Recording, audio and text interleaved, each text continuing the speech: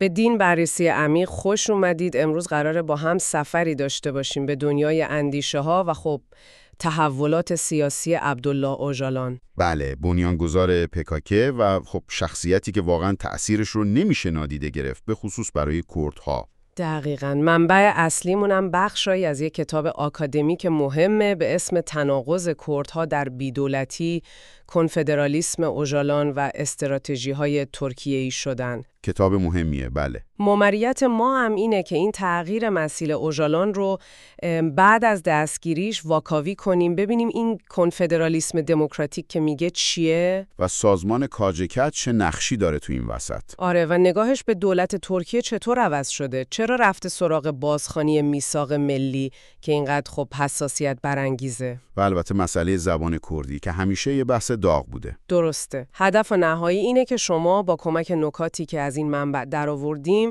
یه درک روشن‌تر و عمیق‌تری از این موضوع پیچیده پیدا کنید. دقیقاً. و به نظرم اون تناقض اصلی که از همون اول باید بهش توجه کنیم همونیه که اسم کتابم روش تأکید داره. خب چی هست اون تناقض؟ اینکه چطور میشه یه نفری مثل اوژالان که خب سالها رهبر یه جنبش مسلحانه علیه دولت بوده، حالا بیاد از یه مدلی دفاع کنه که ظاهرش ضد دولت ملته، ولی چی؟ ولی در عمل مشروعیت دولت ملت‌های موجود غیر کرد مثل ترکیه، ایران، سوریه اینا رو نه تنها قبول داره بلکه گاهی ازشون دفاع هم میکنه. عجیبه واقعا. همین دیگه. اینجاست که سوال پیش میاد. این رویکرد برای خود کردها چه معنی داره؟ چه پیامی داره؟ به خصوص وقتی بحث حقوق فرهنگی و هویت و این چیزا میاد وسط. میدونی؟ آره کاملا. این تحولی که تو منبع بررسی شده فقط یه چیز شخصی نیست. تأثیرش رو تو سیاست کل منطقه میبینیم، حتی تو مدل‌های مثل روژاوا. خیلی خوب گفتی. برای اینکه بهتر بفهمیم شاید بد نباشه یه مرور خیلی کوتاه بکنیم که اوژالان کی بود اصلاً. موافقم. ایشون حزب کارگران کردستان همون پک‌ک را در سال 1978 تأسیس کرد. خیلی زود هم شد رهبر اصلی حزب. بهش میگن آپو یا اوندر. جالبه که اوندر لقبی هست که تو ترکیه بیشتر برای آتاتورک استفاده میشه. آره اینم خودش نکته‌ایه. بعد حدوداً 2 دهه فعالیت‌های پک‌ک علیه ترکیه رو عمدتاً از سوریه هدایت می‌کرد. تا اون ماجرای سوسولوک پیش اومد و فشارهای ترکیه رو سوریه زیاد شد. دقیقاً سال 96 بود. بعدش فشارها اونقدر زیاد شد که سال 98 اوژالان مجبور شد سوریه رو ترک کنه و بعد از یه دوره کوتاه نهایتاً سال 99 تو کنیا دستگیر شد. با عملیاتی که میگن آمریکا و اسرائیل هم توش نقش داشتن و تحویلش دادن به ترکیه. و اینجا نقطه عطف ماجراست. آره، نکته‌ای که واقعاً آدمو شوکه میکنه و منبعم روش تاکید کرده اینه که اوژالان تو دادگاهش گفت مایل به دولت ترکیه خدمت کنه. بله، خدمت به دولت ترکیه. این حرف خب شروع یه چرخش کامل بود دیگه. یه چرخش 180 درجه‌ای. دقیقاً. بعدش دیدیم که مفاهیمی مثل دموکراسی پیشرو رو که بیشتر تو ادبیات سیاسی ترکیه بود قبول کرد. روایتش از تاریخ ترکیه و آتاتورک هم کلاً عوض شد، نه؟ کاملاً.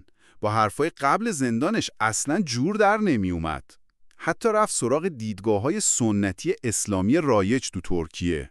و از همه عجیبتر باز تفسیر و حتی دفاع از میثاق ملی. آره، همون میثاق ملی 1920 که خیلی از کردا اون رو سند نادیده گرفتن حقوقشون میدونن. رفت سراغ اون. و خب این تغییرات فقط حرف نبود، درسته؟ تو عمل هم تأثیر داشت. 100%. چون اوژالان هنوز اون کاریزما و نفوذ رو داشت، این تغییر فکرش عمیقاً روی سیاست کردا تو هر 4 بخش کردستان تأثیر گذاشت. ترکیه، ایران، عراق، سوریه. پک‌ک فقط یه حزب نیست دیگه الان. نه اصلاً. یه شبکه است. توی عراق PCDK، تو ایران پژاک، تو سوریه PYD که خب نقش اصلی رو تو شمال سوریه داره. همه اینا به نوعی خودشون رو دنباله روی خط فکری اوژالان میدونن. پس وقتی رهبر معنویشون اینجوری تغییر میکنه موجش همه جا میره. دقیقاً.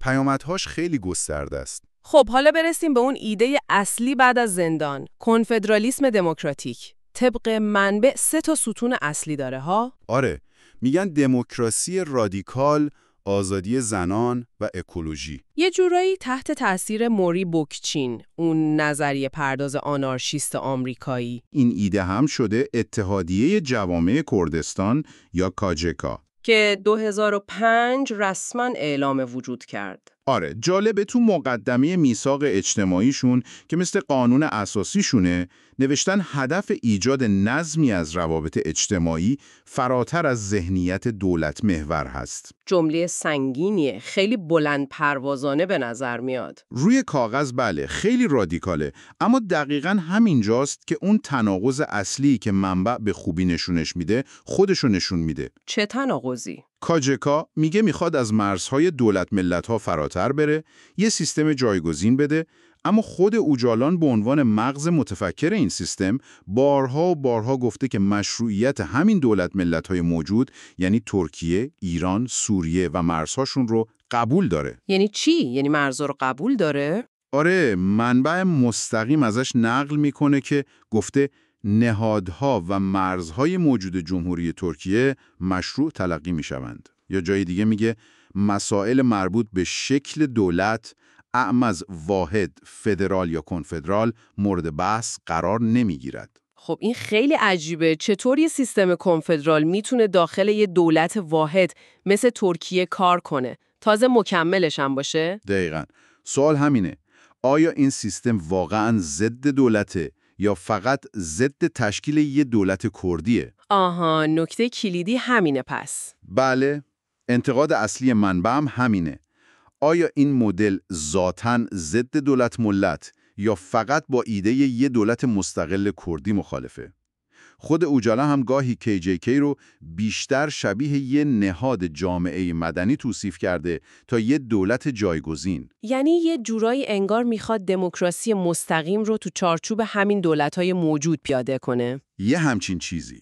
ولی خب این دولت‌ها که مرکزگرا هستند و تمایلی به تقسیم قدرت ندارن. این خودش یه پارادوکس بزرگه.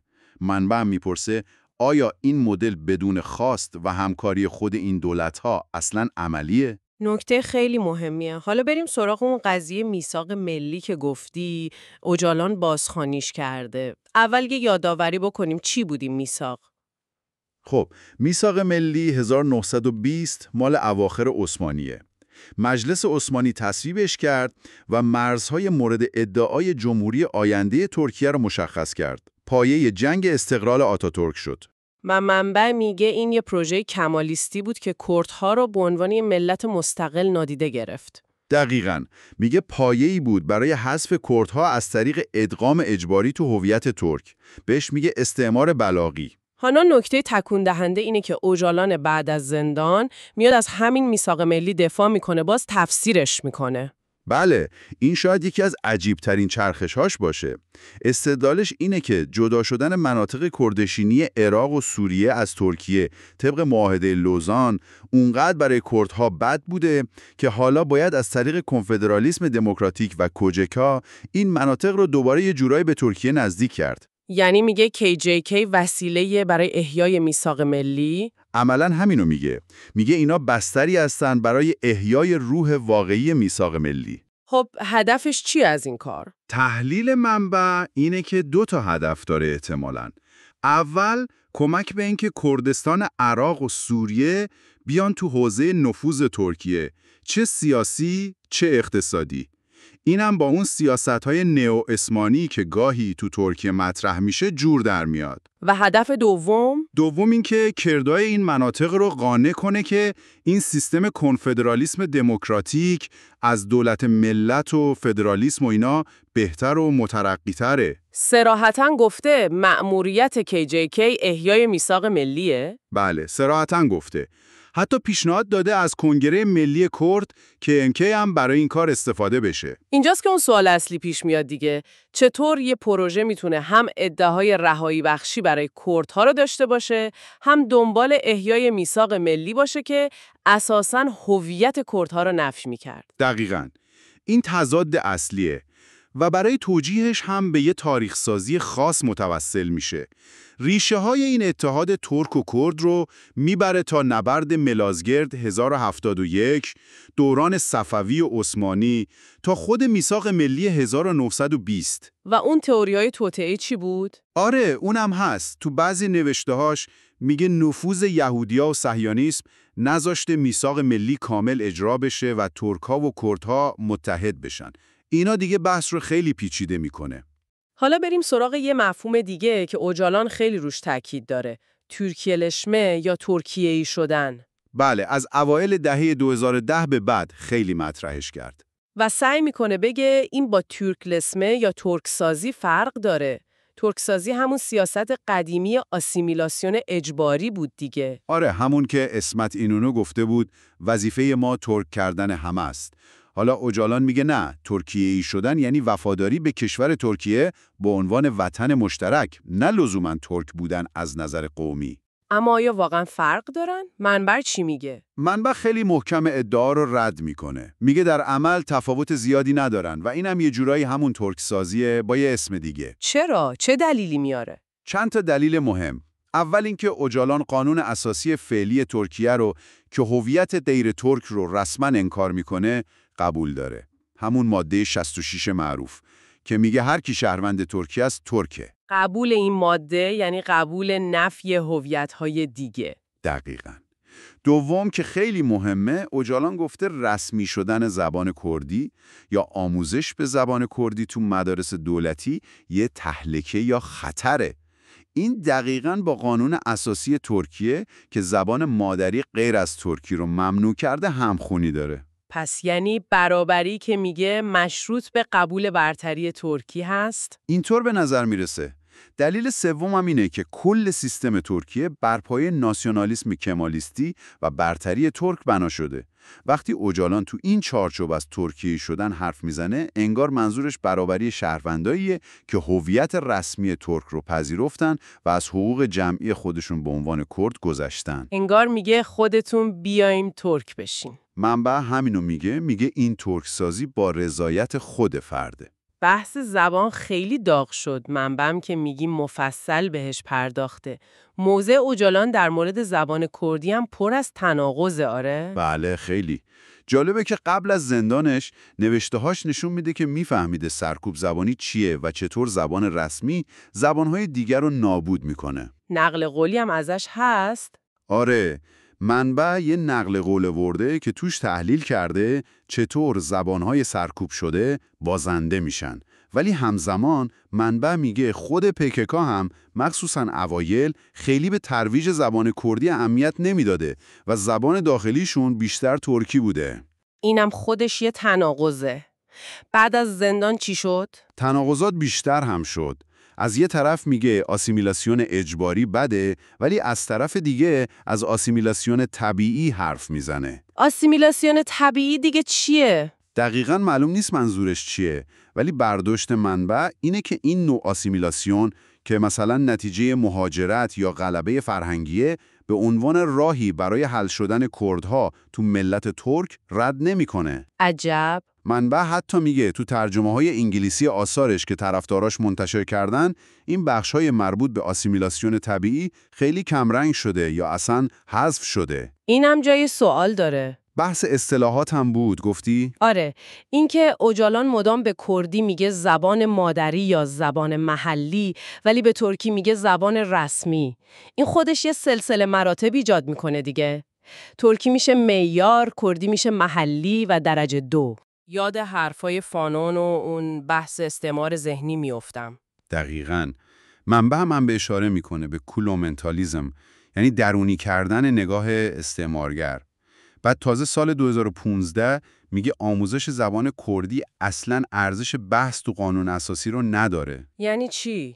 پس کی باید انجامش بده؟ میگه NGO ها و نهادهای مدنی محلی، نه دولت. با این همه سابقه سرکوب زبان کردی تو ترکیه؟ دقیقاً. انتقاد اصلی منبع هم همینه.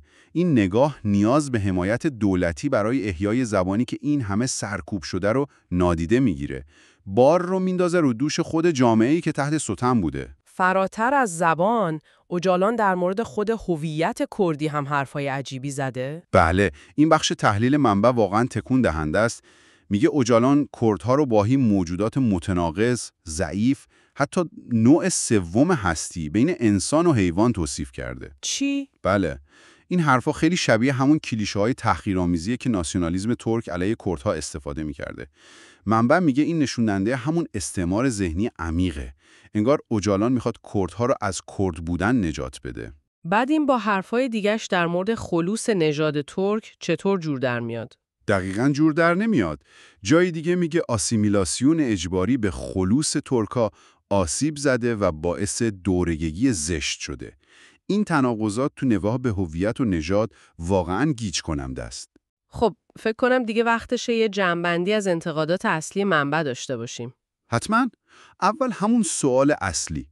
آیا این کنفدرالیسم دموکراتیک تو چارچوب این دولت ملت‌های موجود اصلاً عملیه یا فقط به خواست دولت‌ها بستگی داره؟ و بحث دموکراتیک بودنش چی؟ آره، با اون همه اختیاراتی که میثاق کاجکا به خود اوجالان میده، چقدر دموکراتیکه؟ آیا پتانسیل توتالیتر شدن نداره؟ منبع به انتقادات کسایی مثل کامران متین و میشل لیزنبرگ هم اشاره میکنه که به مشکلات عملی و تنش بین اهداف اعلام شده و سابقه لنینیستی پکاکا پرداختن. و اون پارادوکس اصلی که اول گفتیم. بله، دوباره برمیگردیم به همون.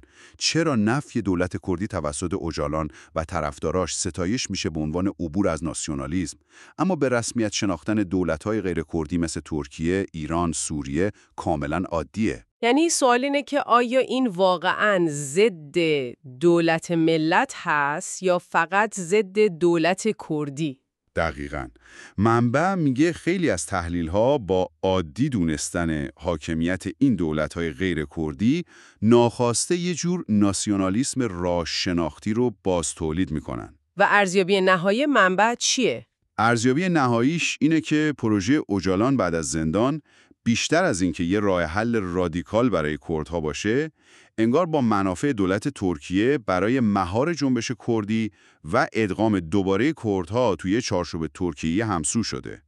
به جای راه حل عملی، مسئله رو پیچیده‌تر کرده و آرمان‌های تاریخی کردها برای تعیین سرنوشت رو به حاشیه برده.